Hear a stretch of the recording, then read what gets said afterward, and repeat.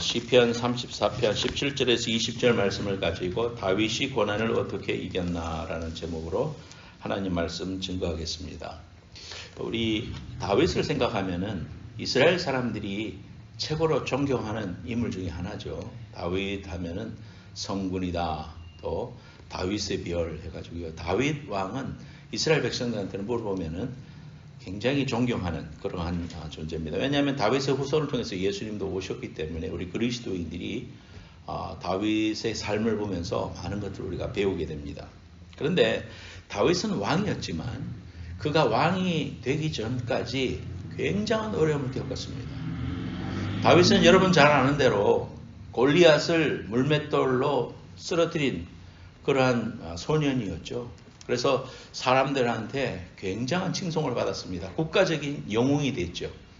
그가 골리앗을 쓰러뜨리고 승리해가지고 돌아올 때 많은 백성들이 칭송하고 박수했습니다. 지금으로 말하자면 카퍼레이드 정도 했을 것 같아요. 그런데 사람들이 그 소년 다윗이 용맹하고 그러니까요. 왕과 비교해가지고 이 말을 했습니다. 다윗은 만만이로되 사울은 천천이다. 그랬습니다. 그러니까 천이고 만 차이는 엄청나지 않습니까? 굉장히 그 다윗의 인기가 올라갔다 이렇게 볼 수 있습니다. 지금 한동훈 씨의 인기가 막 하늘을 찌르듯이 사람들한테 굉장한 이제 인기를 얻고 있었습니다. 근데 인기를 얻는과 동시에 이 사울은 마음이 불편해지기 시작했습니다. 왜냐하면 사람들이 다 나를 칭송해야 되는데 나한테는 천이라 그러고 저놈한테는 만이라 그러네. 그래서 자기의 사위였고 군대 장관이었고 또 충신이었고 그럼에도 불구하고 질투심 때문에 저놈을 죽여야 되겠다 이렇게 마음을 먹게 됐습니다. 그럼으로써 그때부터 다윗은 사울에 의해서 쫓겨다니는 삶을 살았습니다. 성경학자들이 연구를 해보니까 10년에서 13년 동안 쫓겨다녔다. 그러니까 얼마나 힘든 삶을 살았겠습니까? 굉장히 어려운 삶을 살았고요. 또 제가 성지에 갔을 때 다윗이 피난 다녔던 그런 굴에도 한번 들어가 본 적이 있습니다. 그래서 다윗이 군사들하고 여기 머물렀습니다 하는데 너무 보잘것없고요. 정말 열악하기 짝이 없는 그러한 상황 속에 있었구나. 그런 거를 물론 몇 년 지났지만은 그런 것을 느낄 수 있었습니다. 자, 이런 상황 속에서 이 다윗이 그걸 어떻게 극복했을까? 다윗이 참 그런 상황 속에서 원수를 갚을 수 있는 기회도 저로의 찬스도 왔었고 또 정말 사울을 없애버릴 수 있는 저로의 찬스가 왔음에도 불구하고 그런 방법을 쓰지 않고 하나님의 사람으로 하나님의 방법으로 결국은 그 사울의 핍박을 벗어나서 성군 다윗이 되는 그러한 은혜를 입었습니다. 어떻게 하면 그렇게 할 수 있을까? 우리도 인생을 살아가면서 이런 많은 고난과 또 예기치 않은 이런 일들이 우리에게 생기지 않습니까? 참 이럴 때 우리가 성경에서 이 다윗이 어떻게 이겼는가를 보면서 우리도 삶에 적용하고 또 우리도 그렇게 이길 수 있으면 좋겠습니다. 하나님이 우리에게 고통이라는 것을 주셨습니다. 이렇게 핀으로 찌르면 아프잖아요. 저도 체하면은 이렇게 해가지고 따면은 백발백중에 탁 따면은 한 30초 만에 트림이 나오고 이게 내려가는 것을 경험합니다. 전 서양인들이 보면서 굉장히 신기해요. 그런 걸 보면서. 그런 믿지도 않지만 근데 몸에서 그것이 워킹을 하니까 그런데도 그 따꼼하는 것 때문에 힘들죠. 그래서 이 볼펜처럼 생긴 게 있어요. 그래서 그거를 누르면 실제로 바늘을 찌르면 엄청나게 아픈데 그거는 다 조절을 해서 찌르면 하나도 안 아프면서 피가 쫙 나오면서 그게 되는 그런 게 있더라고요. 침이 있더라고요. 근데 이 고통이라는 게 우리 싫잖아요. 싫습니다. 그런 고통이. 군대 가서 막 원산폭격 당하고 있으면 그 고통이 머리에서 피로 쏠리고 막 훈련하는 훈련관들이 막 믿고 막 이건 어떻게 하면 벗어날 수 있을까 땀은 비오듯 나고 그 고통이 싫잖아요. 그런데 그 고통을 우리가 못 느끼는 그런 병도 있다더라고요. 그래서 무통증이라는 게 있답니다. 그래서 어떤 애가 예방주사를 맞는데 안 울더래. 그러니까 우리 애는 상당히 용감한 애구나. 보통 애들 하면 아 하면서 우는데 자기는 안 울더라 이거지. 그래서 이제 의사한테 가서 그런 이야기를 했더니 의사가 한번 검사해 봅시다 그러더래요. 근데 얘가 크면서요 축구하다가 다리가 골절이 됐는데도 불구하고 골절이 된지도 모르고 그렇게 다니고 또 악화돼 가지고 병원에 가고 그랬는데 이게 유전적으로 통증을 못 느끼는 그런 병이라는 거예요. 의사가 그걸 이제 확정해냈습니다. 그러면은 이게 어디에 우리가 이렇게 손가락에 끼면은 아야 하면서 빼내가지고 안 다치잖아요. 또 어디 발이 엎질러지면은 조심하게 되고 그러면서 우리 스스로를 지킬 수 있는데 그것이 안 되면 자기 손가락이 끊어져 나가도 통증을 못 느끼니까 그처럼 고통이야. 엄청난 문제라는 겁니다. 다리가 부러져도 아무렇지도 않아요. 그러니까 고통이라는 것은 하나님 우리에게 주신 것인데 결코 나쁜 건 아니구나. 이 고통이 있음으로써 도리어 우리를 보호하고 우리로 하여금 더 고통으로부터 자유롭게 살아갈 수 있는 그런 하나님이 주시는 축복이기도 하구나 이런 걸 느끼게 됩니다. 그것처럼 우리 인생 가운데 살아가면서 저 옆집의 박첨지처럼 정말 멋지게 저렇게 살아가면 좋겠다 그런 생각이 우리한테 있지만 그 박첨지도 알고 보면 그 속에 어려움과 고통이 있습니다. 고통이 없는 사람이 없죠. 자, 이런 고통을 하나님이 주셨는데요. 특히 우리 그리스도인들이 하나님의 자녀가 되고 나서도 우리에게 이런 것들이 여전히 남아있고 병이나 관계나 또는 삶의 여러 가지 그 자녀의 문제나 또는 뭐 아내의 문제나 여러 문제 때문에 고민하게 되고 기도하게 되고 하나님께 매달리게 되는 게 우리의 신앙생활이라고 할 수 있습니다. 다윗도 이러한 고난을 겪었는데 뭐 잘못된 것도 없지만은 다윗이 그런 일을 겪었지만은 다윗은 세 가지의 태도를 통해서 그런 것들을 극복했어요. 첫 번째는 뭐냐? 오늘 말씀에 딱 보면은요. 의인이 부르짖음에 여호와께서 들으시고 그들이 모든 환난에서 건지셨도다. 여호와는 마음이 상한 자를 가까이 하시고 중심으로 통회하는 자를 구원하시는도다. 그렇게 말씀하셨습니다. 그래서 하나님께서는 정말 하나님 앞에 찬송하고 감사하는 자들에게 그러한 고난을 통해서 하나님이 은혜를 주시고 축복을 주신다는 것을 알 수가 있습니다. 이 다윗은요, 그렇게 쫓겨다닐 때 블레셋 왕 앞에 이제 피난을 갔어요. 그 땅으로 가드 왕 앞에 갔는데 블레셋의 왕입니다. 그 앞에 갔을 때 사람들이 대부분 알아보고 저 사람은요, 우리 장수 보디발을 쳐 죽였던 사람입니다. 골리앗입니다. 골리앗을 쳐 죽였던 사람입니다. 그래서 다분히 알아봤어요. 그러면서 저 다윗은 천천히고 다윗은 만만이고 사울은 천천히 가는 사람이 이 사람 아닙니까? 그러니까 뭐? 하면서 다들 주목을 하게 됐어요. 그러니까 이제 큰 위기에 놓였잖아요. 그때 여러분이 잘 아는 대로 이 다윗은 침을 흘리면서 미친 사람 흉내를 냈습니다. 한 시대의 영웅이었지만 생명을 보존하려고 미친 채 하면서 침을 질질 흘리면서 그렇게 할 때 왕이 보고는 에이 재수 없는 놈, 저 아니다 이러면서 그걸 모면하게 됐었습니다. 사무엘상 21장 13절에서 14절에 보면 그들 앞에서 그의 행동을 변하여 미친 채 하고 대문짝에 그적거리며 침을 수염에 흘리매 아기스가 그의 신하에게 이르되 너희도 보거니와 이 사람이 미추광이로다. 어찌하여 그를 내게로 데려왔느냐. 아니다. 저는 미친놈이다. 그랬습니다. 참 이러한 정말 어려운 순간에 썼는 다윗의 시가 오늘 여러분과 제가 읽었던 34편입니다. 34편도 있고 52편도 있고 이렇게 몇 가지를 쓰셨어요. 그런데 그 중에 하나가 오늘의 본문입니다. 오늘 34편 1절로 가볼까요? 1절로 가보면은 825페이지에 1절 말씀에 같이 한번 읽어봅시다. 1절 34편 1절 시작. 내가 여호와를 항상 송축하며 내 입술로 항상 주를 찬양하리이다. 그랬습니다. 첫 번째 비결이 뭐냐? 다윗은 정말 어렵고 힘들고 죽을 것 같은 상황 속에서도 찬양과 감사를 통해서 그것을 멈추지 않았다는 겁니다. 여러분 바울과 실라가 복음 전하러 다니다가 전도 여행을 하다가 빌립보 지역이라는 곳에 갔습니다.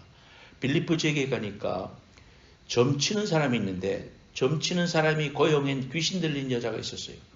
근데 예수의 이름으로 귀신 들린 사람을 쫓아냈습니다. 그러니까 점치던 사람이 자기 생업이 끊어졌지 않습니까? 고발했어요. 그러니까 잡아갔습니다. 바울과 실라를 치면서 너희들이 어떻게 이렇게 소란스러운 일을 했느냐 하면서 감옥에다가 가두었습니다. 그래서 빌립보 감옥 속에 가두었습니다. 손과 발에는 착고를 채워가지고 꼼짝거리지 못하도록 이렇게 해놓고 고문하여 때리고 몸이 상한 상태로 그 감옥에다가 쳐넣었는데요. 그 속에서 정말 힘들 거 아닙니까? 나 잘못한 게 없는데 복음 전한 것밖에 없는데 주님 앞에 순종하고 내가 하나님의 부름을 따라서 이렇게 왔는데 왜 내가 이런 어려움을 당해야 되는가? 이러면서 원망할 수도 있지 않겠습니까? 그런데 바울과 실라는 찬양하기 시작했습니다. 감사하면서.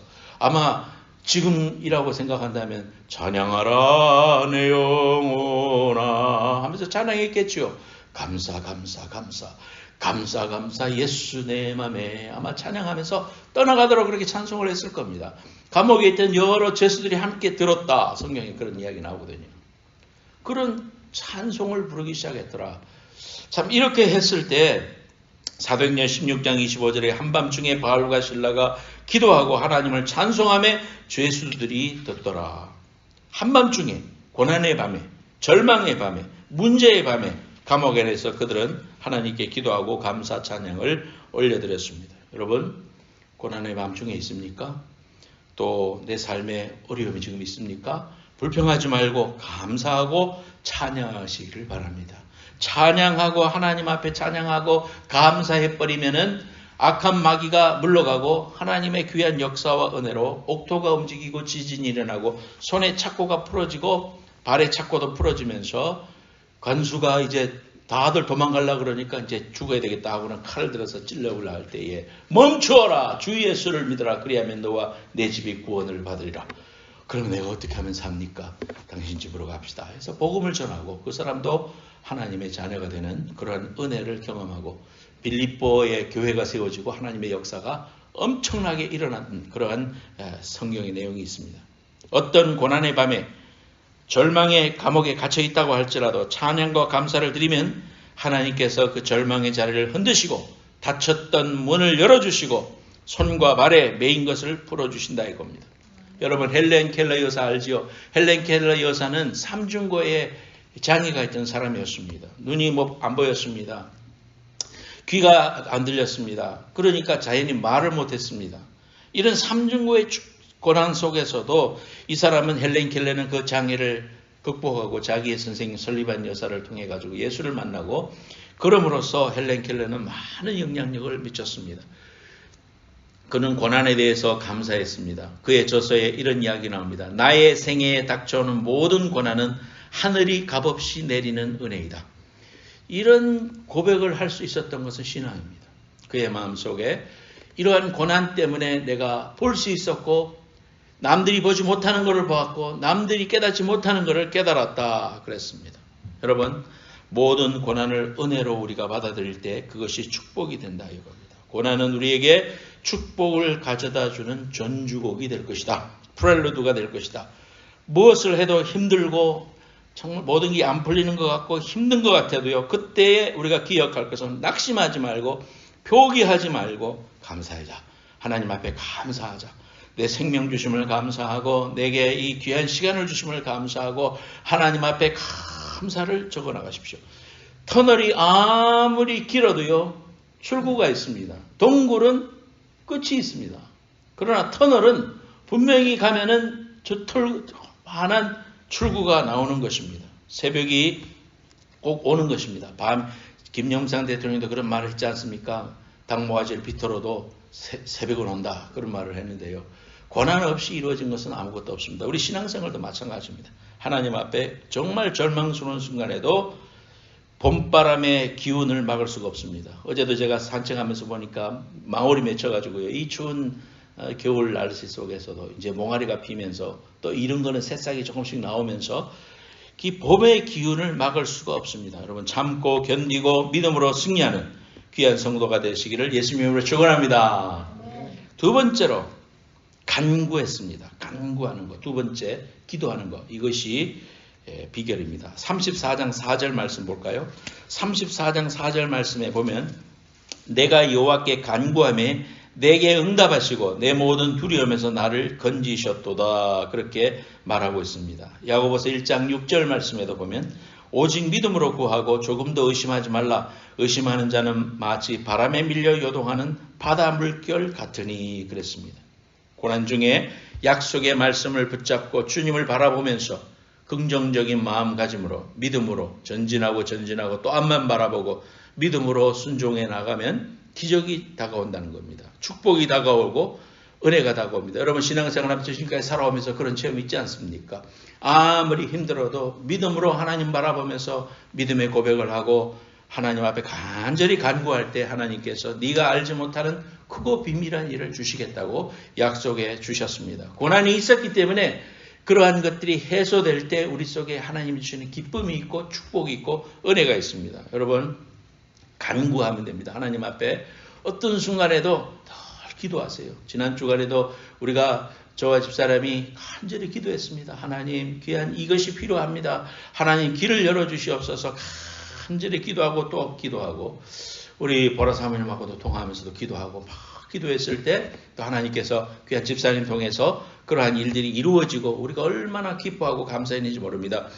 할 일이 없고 정말 방법이 없을 때도 하나님께 간구할 때 방법이 있고 길이 열리고 또 하나님이 준비하신 것들을 우리가 보게 되는 것입니다. 그러므로 우리가 어떤 순간에도 약속의 말씀 붙잡고 축복을 바라보고 하나님이 길이 있다. 하나님 우리에게 이걸 통해서 좋은 것을 주신다. 합력하여 선이 된다. 믿음으로 약속 붙잡고 기도해서 고난 가운데서도 축복을 경험하는 귀한 성도 되시기를 예수님의 이름으로 축원합니다. 첫 번째는 감사, 찬양. 두 번째는 간구하는 거예요. 기도하는 사람, 하나님이 기도하는 사람에게 엄청난 것을 주십니다. 기도를 안 하면 하나님이 축복을 줘도 그것이 축복인 줄 몰라요. 그러면 되려고 됐겠지 뭐 이럽니다. 그러니까 기도해야 됩니다. 세 번째로는 우리가 당하는 이러한 고난은 변하여 축복이 된다는 사실입니다. 하나님께서 고난을 통해서 우리를 깨뜨리십니다. 그릇이 너무 작아 하나님이 축복을 주시고 은혜를 주시고 그릇으로 사용하시려고 그래도 그릇이 너무 작아 그리고 그릇 속에 너무 더러운 게 있어 깨뜨려 버리십니다. 깨뜨리는 도구가 그것이 고난입니다. 우리에게 고난은 쓰지만 여러분 민족의 귀한 지도자들 이승만 대통령도 보면은 감옥 속에 5년간이나 있었더만요. 진짜 어려움을 당하고 그 모욕을 받아가지고 여러 가지로 어려움을 당하고 그런 일도 겪었고요. 또 김영삼 대통령, 김대중 대통령도 죽을 고비를 얼마나 많이 넘겼습니까? 김대중 씨도요. 그분이 자신의 간증을 하면서 이렇게 보면은 자기가 현해탄의 물에 빠져 죽기 직전에 하나님께서 건져주셔가지고 그러한 것으로부터 자기가 미국 CIA 비행기가 뜸으로 말미암아서 죽음 직전에 건짐을 받았다. CCC 또 총재였던 김중원 목사님도 그분이 6.25 때 수없이 죽을 고비를 놓고 내 눈앞에서 아버지와 와이프가 죽는 모습을 보고 그랬음에도 불구하고 자신의 목숨이 떨어지기 직전인데도 하나님께서 건져주셔서 그런 것들로 말미암아 도리어 하나님이 김중국 목사님을 한국에 있는 많은 젊은이들, 저를 포함해서 많은 젊은이들이 예수를 만나게 되고 복음을 증거하게 되고 세대를 바꾼 그러한 역사를 경험했습니다. 여러분 한경직 목사님도 폐렴이 있었고요. 뭐 여러분 잘 아는 많은 목사님들이 다 어려움을 겪었습니다.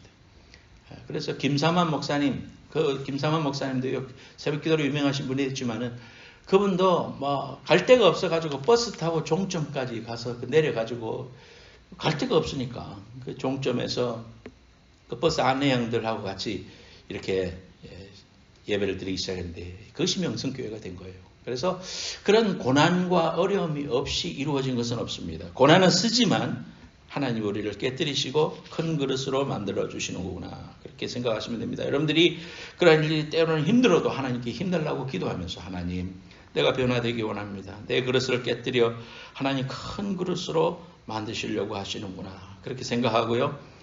정말 힘들어도 감사하고 안 돼도 감사하고 감사는 기적을 낳는다. 욥을 보십시오.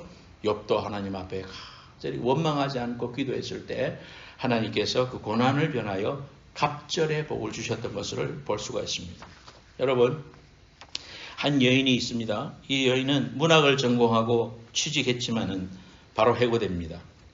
좀 잘 살아보려고 해외 나가서 또 결혼도 하고 또 새로운 일을 해보려고 했지만은 그 결혼도 실패했어요.